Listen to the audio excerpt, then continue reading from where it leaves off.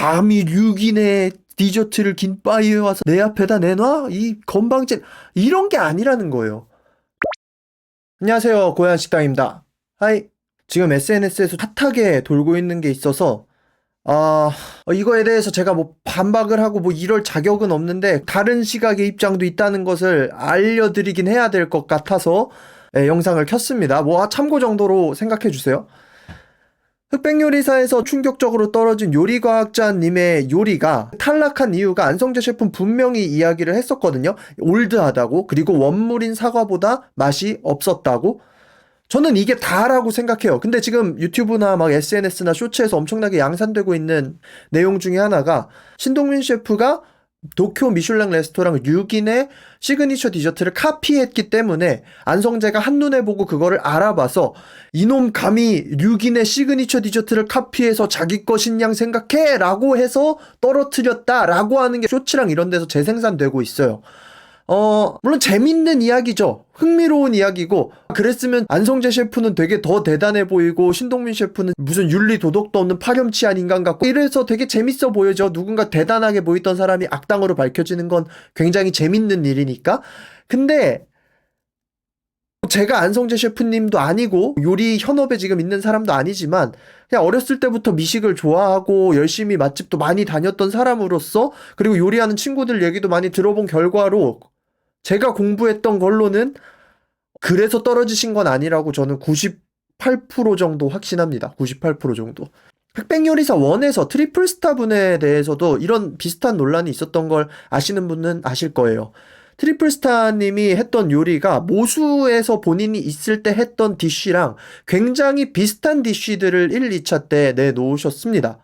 근데 이것에 대해서 트리플 스타님에 대해서 안성재 셰프가 절대 박한 평가를 하지 않았어요. 그래서 혹자는 이거를 두고 안성재 셰프가 모수 출신이라서 봐준 거 아니냐, 저 모수 출신이니까 알아주세요 라고 트리플 스타가 그 요리를 내놓은 것 아니냐라는 평가도 하겠지만, 근데 시즌1을 쭉 보시고 시즌2 심사도 보시고 그리고 안성재 셰프의 캐릭터를 아시는 분이라면 절대 안성재 셰프가 그런 걸로 그따위 이유로 합격시켜줄 사람이 아니라는 것을 알고 있죠. 대중들은 요리에 대해서 창의성이 엄청나게 중요하다고 생각을 합니다. 뭐 실제로 창의성도 굉장히 중요한 영역이기도 하고요. 근데 안성재 셰프는 늘 얘기하는 게 테크닉이 완성도보다 앞설 순 없다라는 거예요. 완성도를 앞서는 테크닉이라면 그건 무의미한 테크닉이라는 거야. 아무리 신기하고 재밌는 것일지라도 그것이 완성도가 뒷받침되지 않는다면, 그리고 여기서 안성재 셰프가 말하는 완성도는 요리의 본질이죠. 원물의 맛을 뛰어넘어 새로운 맛을 창조하는, 적어도 유의미한 상향이 있어야 되는 게 완성도인 거고, 평소의 원물에서 우리가 맛볼 수 없는 밸런스를 완성하는 것이 완성도인 거죠. 그러니까 완성도가 안성재 셰프의 입장에서는 가장 중요한 거라는 거예요. 완성도. 그래서 이제 뭐 몰라요. 뭐 안성재 셰프님이 진짜 막 그렇게 생각하고 떨어뜨리셨을지 저는 모르는 일이지만 아닐 거라고 강하게 추측하는 이유 중에 하나는 트리플 스타님의 요리가 합격을 했던 이유는요. 뭐 그게 모수에서 나온 요리건 뭐건 상관없이 그 요리 디쉬 자체가 너무 완벽했기 때문이에요. 놀랍게도요. 요리에는 특허 출원이 가능은 합니다. 레시피의 특허 출원은 가능은 한데요. 그 특허 출원을 했다고 해서 그 레시피가 완전히 보호받을 수 있다는 보장이 거의 없습니다. 왜냐면 요리를 좀만이라도 해보신 분들, 진짜 집에서라도 취미보다 조금 더 딥하게 요리를 해보신 분들이라면 모두 알겠지만 같은 레시피를 보고 같은 요리를 하더라도 요리는 절대로 똑같은 요리가 나올 수가 없어요. 정말 그 사소한 1, 2도의 온도와 쿠킹타임 2, 30초의 차이와 마늘 몇 그램이 들어갔느냐 안 들어갔느냐, 튀기는 방식, 이런 것들 때문에 완전히 다른 맛이 나는 게 요리예요. 지금 우리가 생각하는 정말 간단한 요리들이라고 생각하는 것들도 그 시대에 처음 태어났을 때는 굉장히 획기적인 요리였습니다. 굉장히 놀라운 발명품이었어요. 근방에 태어난 것으로 생각을 해보면 까르보나라 같은 것들 있죠. 까르보나라 같은 것들 사실 얼마 안 된 레시피거든요. 그 계란 노른자에 치즈가루 섞어가지고 만든 레시피. 제가 알기로는 요리 레시피도 100년 안 된 레시피예요. 근데 그것이 어느샌가 이탈리아 정통이라고 퍼지고 있잖아요. 팟타이 같은 경우도 마찬가지입니다. 팟타이가 무슨 태국의 엄청 전통적인 요리라고 아시는 분들이 있을 텐데 아니에요. 1940년대쯤에 태국 정부가 쌀 소비하려고 자기들이 의도적으로 주도적으로 개발해서 만든 음식이에요. 그 당시엔 그 레시피가 굉장히 너무 맛있고 획기적이니까 여기저기서 막 쓰는 거겠죠. 근데 팟타이라고 해 같은 팟타이지만 태국 음식점을 가보면 팟타이의 맛이 전부 다 다릅니다. 가장 최근으로 가져와 보면 두바이 쫀득 쿠키가 있죠. 두바이 쫀득 쿠키 진짜 뭐 어디서 태어난 건지도 모르겠는, 어떻게 보면 근본 없는 음식이라고 욕할 수도 있어요. 두바이 초콜릿이라는 것은 두바이에서부터 시작돼서 온 것인데 그 누구도 두바이에 시작한 파티시에한테 저작권을 지불하면서 두바이 초콜릿을 만들고 있지 않습니다. 그리고 두바이 쫀득 쿠키는 심지어 우리나라에서 만든 것임에도 불구하고 뭐 제가 찾았을 때는 몬트 쿠키라는 곳에서 처음 만들었다고 하는데 지금 온갖 디저트 집에서 두바이 쫀득 쿠키를 만들고 있어요. 마시멜로에 카카오를 섞어서 그 짭쌀떡 같은 피를 만들고 그 안에 카다이프를 가득 채우는 방식을 모두가 쓰고 있어요. 근데 아무도 몬트 쿠키한테 로열티를 내고 쓰고 있지 않습니다. 왜? 쫀득한 피를 만드는 방식과 그것이 뭐 전체적인 틀은 가져왔다고 할지라도 그냥 이거는 원래 있던 레시피에서 다 변형되면서 만들었기 때문에 그 아이디어는 몬트 쿠키가 시작이지만 이것에 대해서 몬트 쿠키가 이건 내 요리니까 아무도 하지 마라고 할 수가 없는 거예요.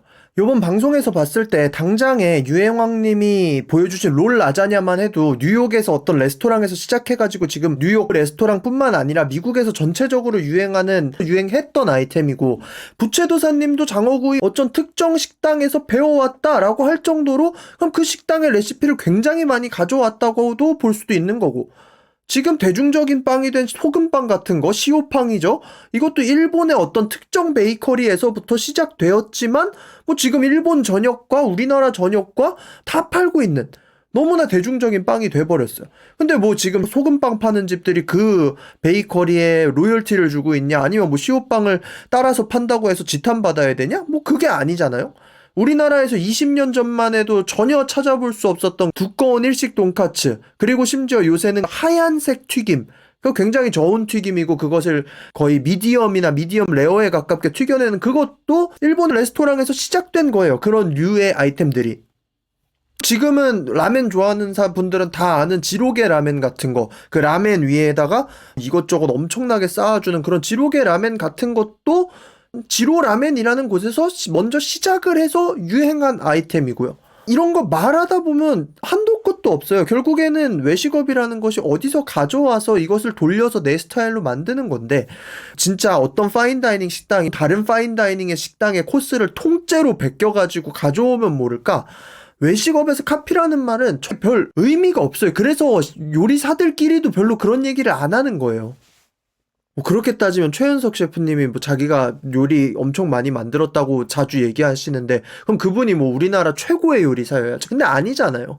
그러니까 이게 뭔가 요리에 대해서 다른 예술 접근하듯이 표절이다, 카피다, 이게 되게 중요한 척도처럼 이상하게 인터넷에서 지금 말하고 있는데 아니에요. 결국에 요리는 그냥 맛밖에 없어요. 맛밖에. 내가 어떠한 형태나 형식을 처음 가져왔다고 해서, 그리고 만들어진 형태나 형식을 가져왔다고 해서 이게 딱히 뭐 그렇게 지탄받을 만한 일도 아닌 거예요. 내가 이 형태를 세상에서 처음 구현한 발명가야 라고 떵떵거리면서 그것을 팔았으면 모를까? 그것도 아니잖아요. 그래서 사실 외식업에서 내가 뭘 이걸 최초로 발명했다라고 얘기하는 게 의미가 없는 겁니다. 왜냐하면 특별한 레시피라고 하는 것들도 결국에는 기존에 있던 레시피를 조합해서 만든 거지, 요리라는 것이 완전히 새로운 것이 등장할 수는 없잖아. 요리라는 그 본질은 옛날부터 이게 축적되어서 쌓여온 거지 어느 순간 갑자기 뿅 하고 나타난 것은 없기 때문에.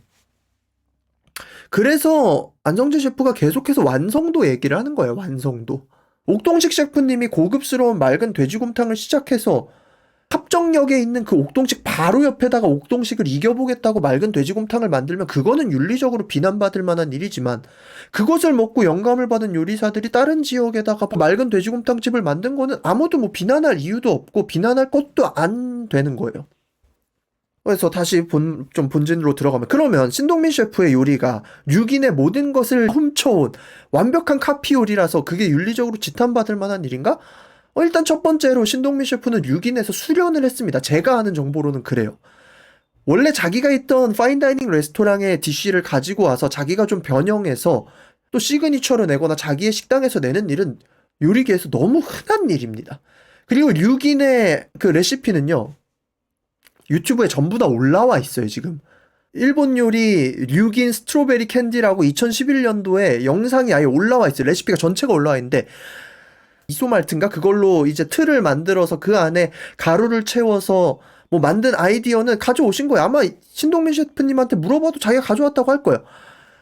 근데 이게 뭔가 대중들이 봤을 때는 이게 엄청나게 대단한 아이디어고 누구도 따라해서는 안 되는 아이디어 같지만, 사탕으로 틀을 만드는 거, 그리고 원재료를 액체 질소로 꽝꽝 올려서 가루로 만들어서 아이스크림화 하는 거는 분자요리계에서 그렇게 특별한 게 아니거든요. 그 당시엔 특별한 거였을지라도. 그래서 안성재 셰프님도 먹어보고 평이 올드하다였던 거예요. 올드하다. 이게 그 당시에는 뭐 화려하고 멋있었을진 모르지만 지금은 의미가 없는 테크닉이다. 사과보다 더 맛있지 않는 디저트다. 이게 끝이에요.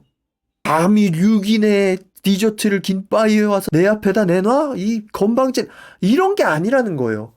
만약에 제가 신동민 셰프님의 디저트가 정말 완성도 있게 더 맛있게 나왔으면 합격했을 수도 있습니다.